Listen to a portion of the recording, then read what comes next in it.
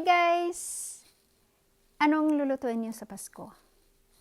December 19 na at nandito tayo sa kusina para i-prepare at ipapakita sa inyo ang aking lulutuin. Lulutuin ko ng maaga dahil may pasok ang inyong inday. So, dito sa kaldero, meron tayong makikita na hiniwa na karne ng karnero. Ito yung salted karne. Lagyan natin ng tubig at palitan ng 3 beses para mawala yung asin. Lagyan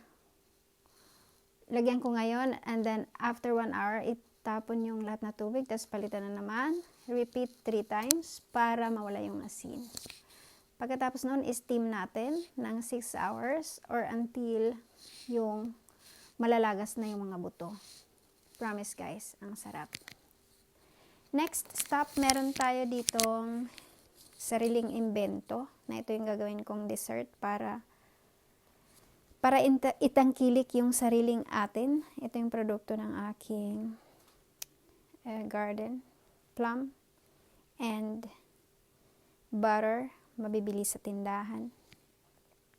Lutuin ko siya, tapos tanggal ng buto, tapos lagyan ng butter, tapos mag-whip ako ng cream, tapos yun yung itatoppings ko dito, yung pinaka niluto. So, tapos na ang ating dessert. Punta naman tayo sa ating main ulam. Meron akong luya,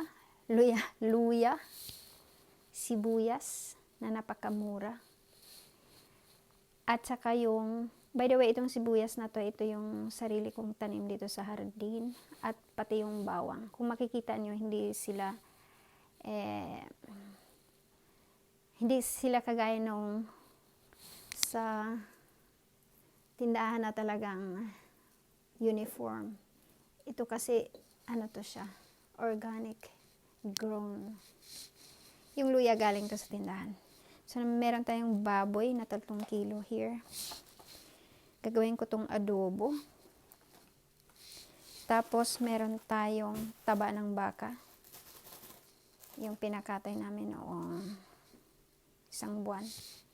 Tapos, meron tayong pinya na hinog para sa ating masarap na panlasa. Pampasarap ng adobo. Tapos, meron tayong not just the ordinary toyo, pero toyo mansi. Optional din to. Kung pwede nyong gumamit ng yung original talaga, okay lang din. Usually, gumagamit ako ng yung hindi toyo mansi, pero yung ano lang, yung original. Tapos may lemon ako. Okay din yun. Tapos, ang sikritong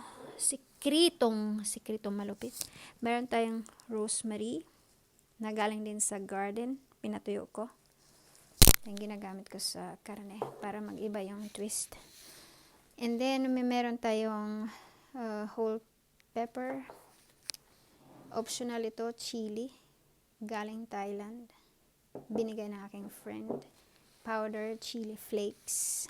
Powder na flakes pa. Flakes lang to guys. Maanghang din yan. Tapos meron tayo ditong dried chanterelle. This is very organic. This is from the mountain. Nakukuha ko to. Binilad. Actually, 3 kilos to. Tapos nung na-dry na, yan na lang. Tapos meron tayong bay leaves. Sikreto ng ating adobo. So, yan lamang ang mga pinaka main ingredients ng ating adobo. Pwede nating lagyan ng asin if magkulang ang ating lasa. Tapos sa medyo tamis-tamis ng konti. Nagbibigay rin to ng tamis. At meron akong honey, yung sarili kong produce na honey. Yun lamang guys. Salamat sa inyong pagsama. Bye, chanterelle.